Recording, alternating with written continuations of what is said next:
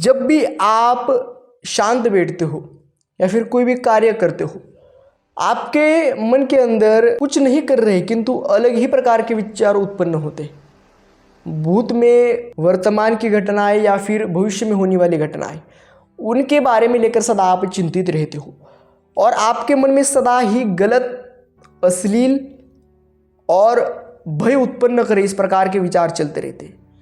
तो बुद्धि, मन और विचार, इनका क्या संबंध है और उन विचारों पर नियंत्रण कैसे प्राप्त करें? विचार कौन उत्पन्न करता है? बुद्धि उत्पन्न नहीं करती, विचार मन करता है। मन विचार उत्पन्न क्यों करता है? मन का स्वभाव है, स्वभाव।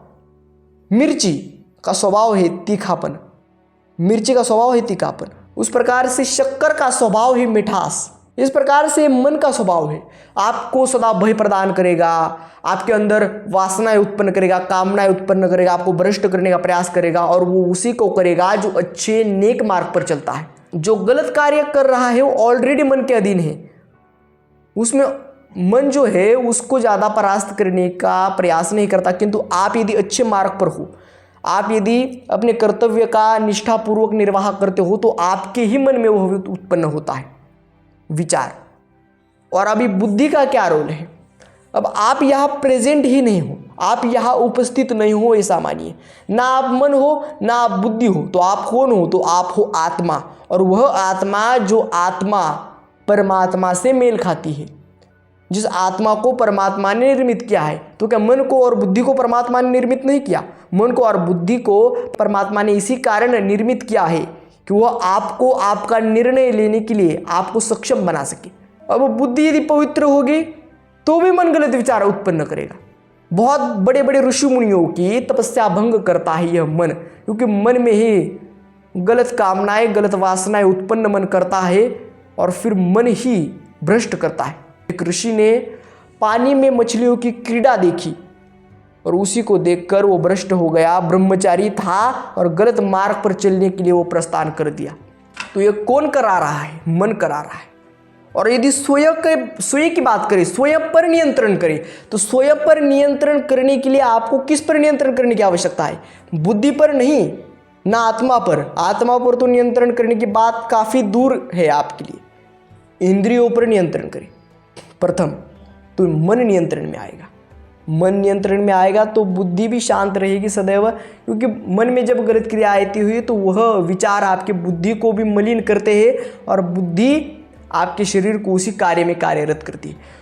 तो इंद्रियों को अच्छी चीज़ों में लगाने के लिए आपको किन चीज़ों में इंद्रियों को लगाना पड़ेगा? व्यायाम में लगाना पड़ेगा, ध्यान में लगाना पड़ेगा, नाम जप में लगाना पड़ेगा, दान पुण्य आदि कर्मों में सर्वश्रेष्ठ कर्म दान है। दान में लगाइए स्वयं को, दान करिए, कुछ कष्ट करिए, मेहनत करिए, मेहनत की कमाई से कुछ कमा कर लाकर कुछ दान करिए।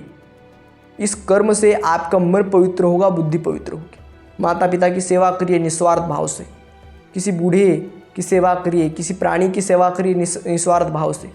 हर रोज़ वनस्पति को पानी दीजिए, भूखे को रोटी दीजिए, प्यासे को पानी दीजिए, जिसको जो ज़रूरत है उसको दीजिए। वह देने के लिए स्वयं को भी उस पात्रता का बनाइए और अच्छे कर्म करते। यह इंद्रियां केवल आपको अच्छे कर्मों में लगानी है। नाम जप करना है, व्यायाम करना है, ध्यान करना है, पुण्य कर्म करने हैं, शास्त्र स्वाध्याय करना है, अच्छी बुक्स पढ़नी है, सत्संग सुनना है, उसी के साथ साथ अच्छे भजन कीर्तन सुनने हैं। उसी से आपकी मन पवित्र होगा। इंद्रियां तो अच्छी चीज़ों में लगी है, पवित्र चीज़ों में लगी है, वही आपको मन को भी शांत करेगी, वही आपके मन को भी पवित्र करेगी, शांत करेगी। और फिर बुद्धि भी पवित्र होगी और फिर गलत विचार जो आपके मन में उत्पन्न हो रहे हैं उस पर विजय प्राप्त की जा सकती है। अध्यात्म के बिना कुछ हो ही नहीं सकता। उस परम पद का अधिकारी कौन है? परम पद का यानी इन सभी चीज़ों से, गलत चीज़ों से उठकर जो उस पर ब्रह्म को प्राप्त कर लेता है, वो मनुष्य कैसा होता है? श्री कृष्ण गीता में कहते हैं कि निर्माण मोहाजित संग दोषा अध्यात्म नित्या विनवर्त कामा द्वैद्वर मुक्ता सुख दुख संगय गच्छन्ति मूढ़ा पद्म व्यंतत। अर्थात जो मनुष्य मान और मोह जिस मनुष्य का नष्ट हो चुका है, जो आसक्ति से परे है, कामनाओं से परे है, जो सुख दुख आदि द्वंद्वों से विमुक्त हो चुका है, वही उस परम पद का अधिकारी होता है।